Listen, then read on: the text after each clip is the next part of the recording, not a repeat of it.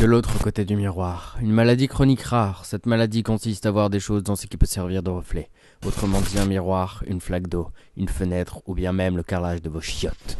Ce qu'on y voit est bien souvent ce qui nous terrifie le plus. Et tout ceci est extrêmement bien mis en place dans World War Demons. World War Demons est donc un seinen sorti en septembre 2017. Et nous commençons cette petite histoire auprès d'Azuma, jeune collégienne qui vit chez son oncle car ses parents ont disparu. Son cousin passe ses nerfs sur elle, son oncle la viole, et elle est vraiment très mal nourrie. Donc comme vous pouvez le constater, elle n'a pas vraiment une belle vie. Elle est atteinte du syndrome du miroir, donc Alice de l'autre côté du miroir. Et donc ce syndrome a pour effet que chaque chose qui peut servir de reflet, en fait à travers on va y voir des choses assez horribles. Donc déjà avec sa famille c'est pas la joie, mais en plus avec ce syndrome c'est pas facile d'avoir une vie totalement normale.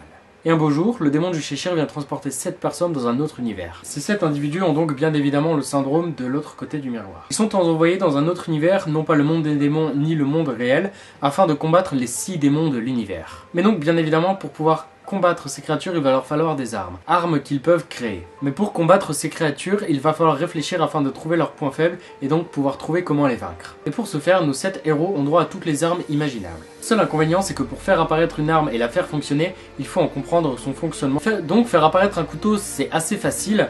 Par exemple, faire apparaître un pistolet, c'est d'autant plus difficile parce qu'il faut comprendre vraiment son fonctionnement et la manière dont il a été créé. En fait, il faut savoir construire l'arme en elle-même. Donc c'est pas vraiment facile et donc vous imaginez bien qu'un enfant n'est pas capable de créer une telle arme. Et Azuma, jeune collégienne, n'est donc pas en mesure de créer des armes très sophistiquées.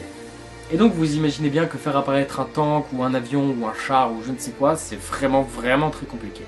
Nos 7 héros forment donc une équipe. Équipe qui sera donc vraiment composée de personnages en tout genre. Et ils sont donc vraiment tous plus intéressants les uns que les autres. C'est vraiment un manga que j'ai adoré, à ma grande surprise. Car comme vous l'avez vu avec la vidéo de Fire Punch, tout ce qui est un peu massacre, tout ça, ou la vie pas facile, c'est pas forcément mon genre. Et pourtant, World War Demons a réussi à sortir du lot pour moi. Et Azuma, notre jeune héroïne, développe vraiment un potentiel très intéressant à partir du tome 2. Et dans le tome 3, elle se révèle vraiment monstrueuse.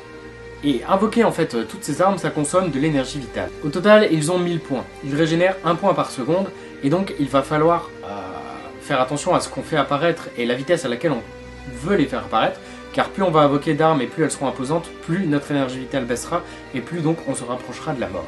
Et bien évidemment, pour compliquer le tout, nos héros ne peuvent pas arriver à 0 point. Ce qui donc nous amène au fait que ce ne sont pas eux qui mourront, mais leurs proches. Et donc il est inutile de vous dire que pour Azuma c'est le bonheur, car plus elle consommera d'énergie vitale, plus donc ses proches mourront. Et ses proches étant son oncle, sa tante, son cousin, tout ça, elle est plutôt contente. Si je peux vous donner juste un petit conseil, c'est d'acheter au moins les 2 premiers volumes pour avoir un réel avis sur cette série. Car moi j'ai acheté les 2 d'un coup, mais j'ai lu le premier un jour et le second le lendemain. Du coup, le jour où j'ai lu le premier tome, j'ai été un peu sur le retrait, je ne savais pas vraiment juger cette série. Car sur le tome 1, c'est vraiment une grosse mise en place, très intéressante, mais du coup on sent qu'il manque un petit quelque chose. Et une fois qu'on a le tome 2 en fait, où on comprend vraiment le pourquoi du comment, les personnages se développent et deviennent vraiment très intéressants, on apprend vraiment beaucoup de choses sur les personnages. Là, le manga a vraiment une réelle importance qui se crée et là on sent vraiment la série qui vaut et qui a un très bon potentiel. Donc pour moi, World War Demons est réellement une belle tuerie.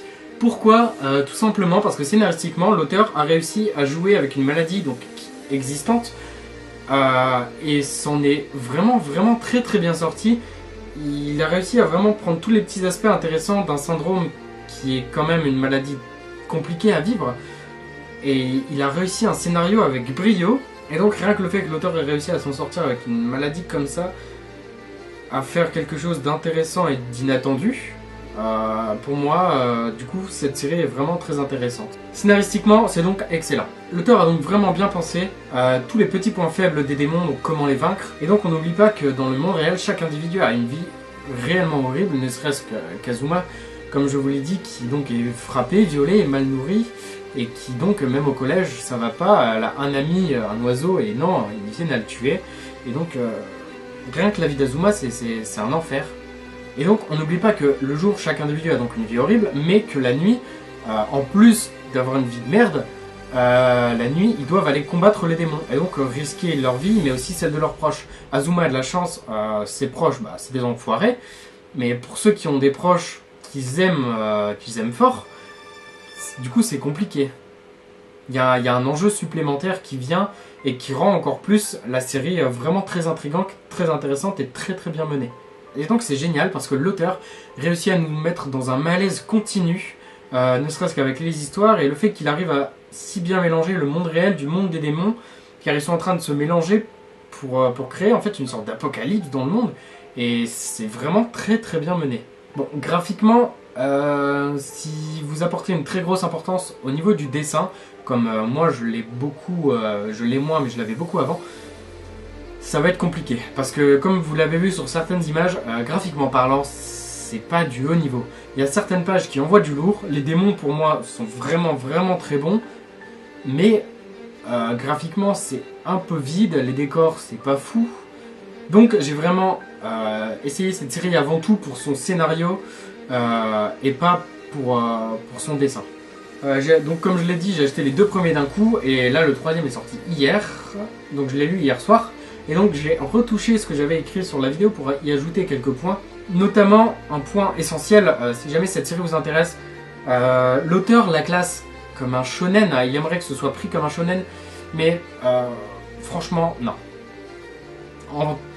C'est beaucoup trop compliqué, parce qu'un shonen s'adresse plus particulièrement aux jeunes adolescents, donc de 12 à 18 ans, enfin c'est le public visé de base, et là c'est trop compliqué pour le jeune public en fait, parce que quand on parle de viol, de personnes nymphomanes, de drogue, du coup ce sont des personnes, de certaines personnes qui sont du coup psychopathes en même temps, pour un jeune public c'est clairement pas possible en fait. Donc si jamais ce manga vous intéresse, c'est pour public averti. Ne dites pas que je vous aurais pas mis en garde ou quoi que ce soit, parce que c'est relativement compliqué à certains moments. Hey, j'espère que cette vidéo t'a plu. En tout cas, je te dis à la semaine prochaine pour une petite vidéo exclusive que j'appellerai Manga sous le sapin, Manga Vie. Pourquoi ? Parce qu'en fait j'ai envie de faire une petite vidéo supplémentaire qui demande un peu moins de travail, parce qu'en ce moment j'ai vraiment plus le temps avec le boulot. Donc ce sera soit des mangas très récents, donc où il y a peu de chances que les gens connaissent, ou alors des mangas qui sont sortis il y a un peu plus longtemps mais qui ne sont pas assez mis en avant, donc pas assez à leur juste valeur. Donc j'espère que cette vidéo vous intéressera, parce que moi j'ai envie de la faire. Je me dis qu'un petit manga sous le sapin, ça fait toujours plaisir. Et donc cette semaine, c'est la dernière semaine pour la FAQ. Donc si jamais vous avez des questions à me poser, même des questions connes, parce que je me dis qu'après tout ça pourrait être drôle. Si vous avez une quelconque question à me poser concernant tout et n'importe quoi, allez-y, c'est le moment. En tout cas, n'hésitez pas à me rejoindre sur Twitter, Facebook et Instagram pour du petit contenu supplémentaire, tel que par exemple des photos, ou des petits messages, ou je sais pas, des trucs, ou alors j'annonce aussi ce que je vais potentiellement faire. Et donc, enfin voilà, je te dis à la semaine prochaine pour les mangas sous le sapin. Et voilà, bisous sur tes fesses.